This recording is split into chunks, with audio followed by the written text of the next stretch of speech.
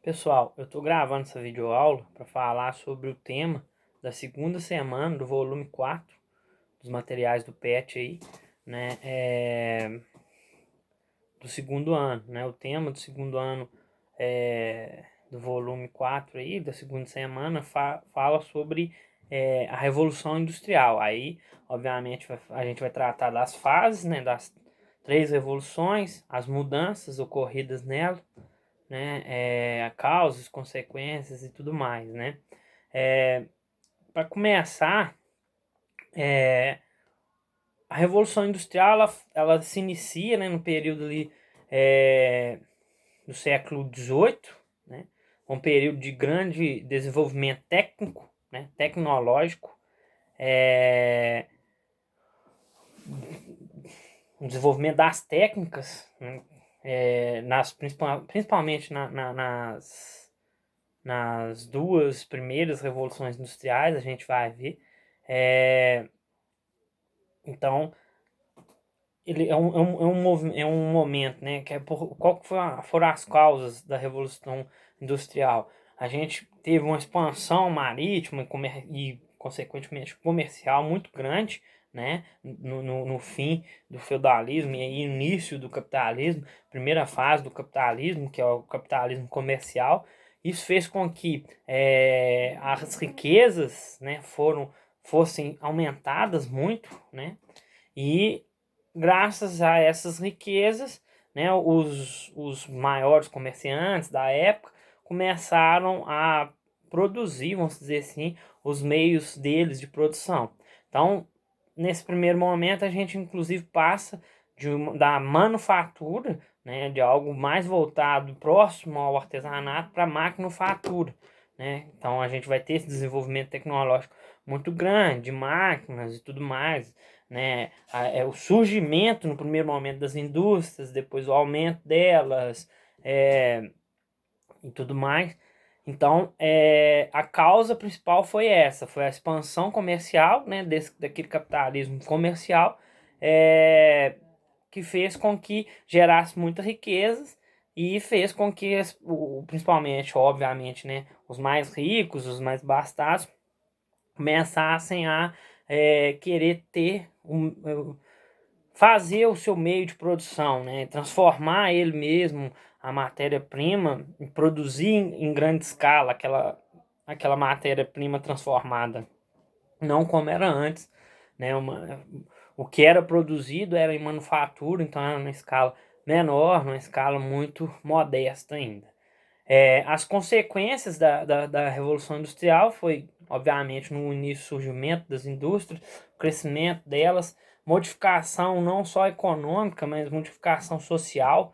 É, a gente vai ver que a partir desse momento vai começar a ter o trabalho assalariado, o trabalho assalariado muito com uma penúria muito grande por parte dos trabalhadores, porque eles eram muito submetidos a regimes de trabalho, é, a horas de regime de trabalho muito grande, né? Tinha várias crianças trabalhando, né? Então não tinha nenhum direito trabalhista no início, obviamente, nenhum direito trabalhista assegurado para os trabalhadores. E isso, inclusive, faz com que esses trabalhadores, posteriormente, lutem, briguem, né, pelos seus direitos, né, que com o passar dos anos eles vão conquistando, né. A gente vê até hoje ataques a esses direitos, inclusive por parte de governo, por parte de poder público, mas a gente acompanha ao longo dos anos é, o, o- a conquista desses direitos por parte dos é, trabalhadores. Então, isso é uma questão social, né, de revoluções, por parte dos trabalhadores, né, que tem muito ligada ao surgimento aí das indústrias e, consequentemente, às revoluções industriais, né? Então, as revoluções industriais também elas vão promover uma mudança tecnológica, né? A tecnologia vai estar muito agregada ao aumento da produtividade, né? Na última revolução industrial, na terceira, né? A técnica científica também, não só uma revolução das técnicas, mas também das ciências muito grande, um uso das ciências não só para produção, como foi na primeira e na segunda, mas o uso da ciência em todos os setores, né?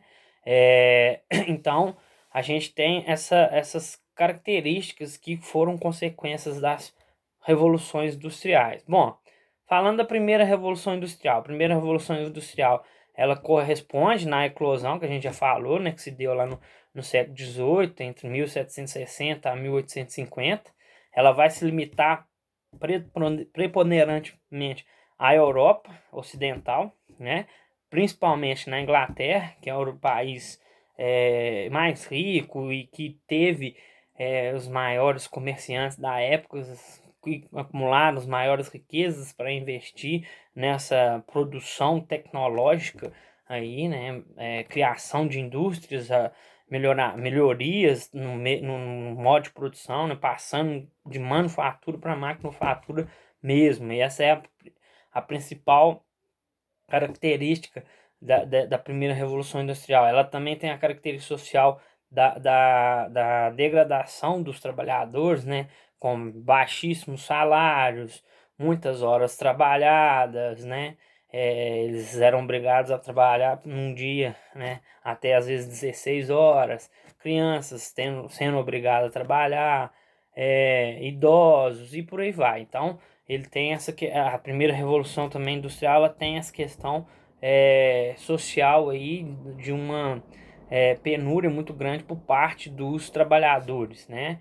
É, Nesse período também vai haver uma maior expansão do comércio, porque se aumenta a produtividade e os produtos, obviamente que o comércio também vai aumentar, porque vai ter mais produtos para serem comercializados, né? É, então, vai ter um aumento dos lucros também, e isso vai fazer com que o aumento dos lucros, pela produtividade maior, né, pelo aumento do comércio e tudo mais, vai fazer com que haja maior incremento, inclusive, nas tecnologias que vão sendo agregadas a essas indústrias, né? É, então, sobre os avanços tecnológicos conhecidos nessa fase, né? Os principais aí, que são os mais conhecidos, que são os mais característicos da primeira revolução industrial. O uso do carvão como fonte de energia para a máquina a vapor, né? Antes não se usava isso. Era manufatura mesmo. Então, o que usava era a força braçal para fazer muita coisa, né? As máquinas que existiam eram máquinas de mecanização, né? Usada muito a partir da força braçal também, né? Desenvolvimento da máquina a vapor e criação da locomotiva é um desenvolvimento que fez uma melhoria nas indústrias, porque eram usadas a máquina a vapor, obviamente, e nos meios de locomoção, que é a criação da locomotiva, né? Que a partir daí vai ser o principal meio de locomoção, né? Das pessoas pelo mundo afora. A invenção do telégrafo é uma revolução dessa primeira fase aí que faz com que haja uma evolução nos meios de comunicação, né? Se a gente pensa hoje, é óbvio que o telégrafo é muito arcaico diante do que temos, mas se a gente pega naquela época era algo revolucionário para a época. Aparecimento de indústrias têxteis, como a de algodão, ampliação da indústria siderúrgica. Essas são as características da primeira revolução industrial. Segunda revolução industrial, a segunda fase, né, dessa revolução, ela vai corresponder à fase que teve mais melhorias ainda, né, no ponto de vista tecnológico, das técnicas, né? Nessa segunda revolução industrial ainda vai ter muito pouco o uso das ciências, assim, o uso científico para a melhoria das técnicas, né? Então ainda vai ser um desenvolvimento técnico muito grande ainda, só tecnológico, né? Só não, porque vai representar uma evolução muito grande dentro de vários setores aí da sociedade, vários setores econômicos e, obviamente, da sociedade, né? Essa fase ela vai se iniciar a partir da metade do século XIX até o início do século XX, né? Ela termina na Segunda Guerra Mundial, entre 39 e 45. Essa revolução já tem a característica de não se limitar muito à Europa, ela já pega os Estados Unidos, o Japão, né? Pega dentro da própria Europa, não se limita muito só também à Inglaterra, pega a Alemanha, pega a França. E é nessa época, nessa fase que surge ainda no início, muito timidamente, o capitalismo financeiro que a gente falou semana passada.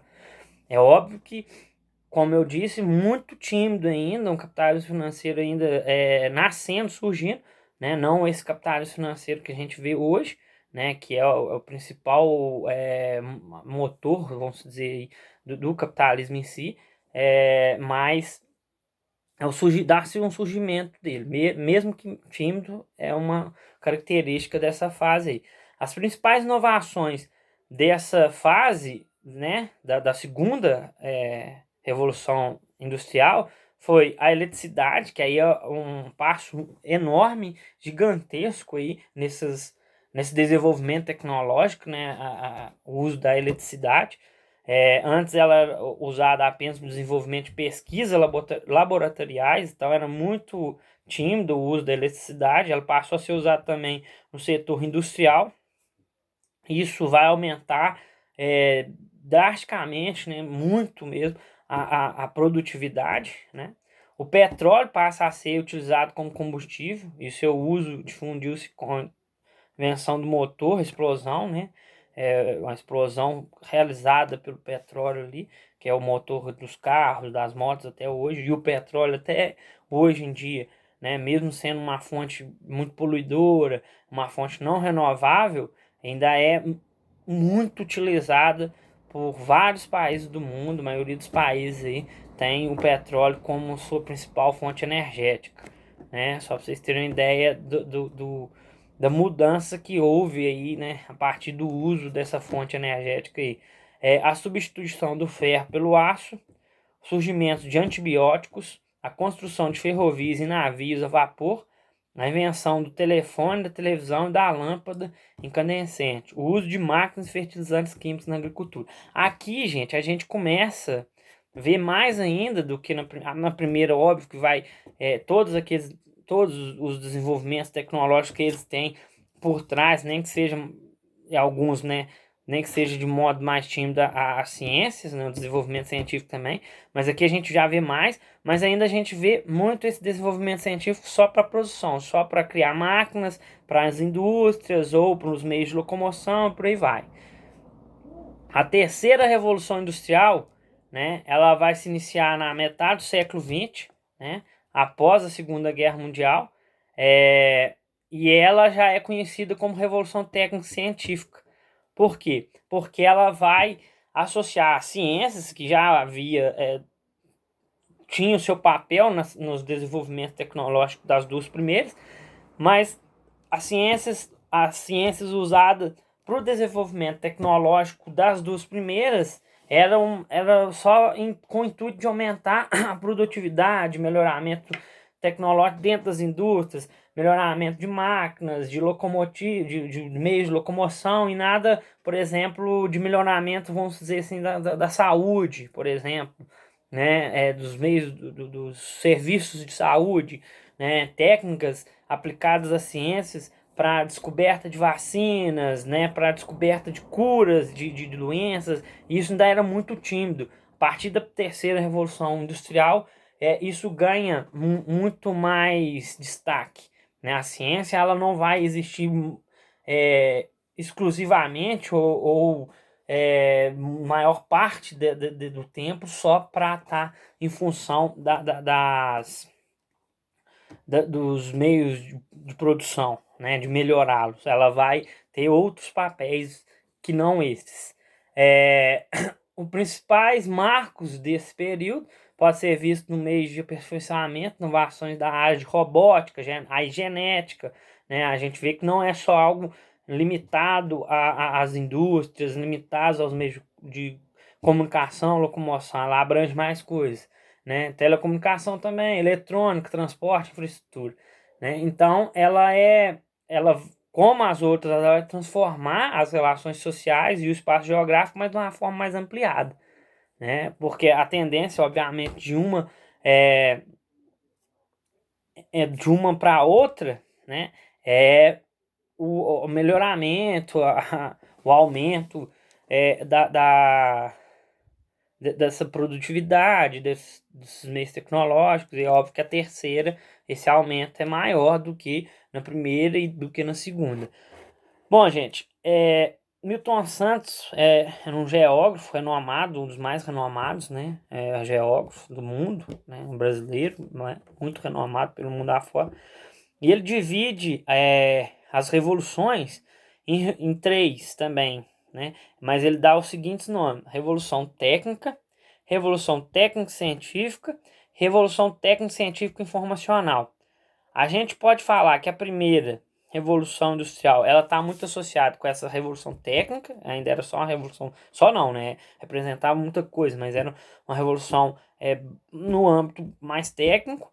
A segunda já é uma revolução técnica científica, porque já vai ter o uso maior das ciências para aumentar o uso das técnicas e aumentar as técnicas em si. E a terceira é a revolução técnica científica e informacional, que assim como a segunda também vai ter as ciências sendo utilizada para o aumento e melhoria das técnicas, mas também da informação, né? A informação ela passa a ser mais rápida, a comunicação passa a ser mais rápida, as pessoas passam a ser mais próximas, né? Graças a esses incrementos tecnológicos, né? Inovações nos meios de locomoção, de comunicação e por aí vai. Então essa terceira revolução ela é conhecida como Revolução Técnica Científica e Informacional. Ela está muito ligada também com o desenvolvimento acelerado mesmo da globalização, né? Com a globalização atingindo o seu ápice, né? Que é essa última revolução aí, técnico-científica e informacional, ok? Bom, pessoal, eu não vou me estender mais, não. Então, vocês podem, a partir de assistir essa aula, ler os materiais complementares, ler o material do PET, fazer as atividades da segunda semana, ok?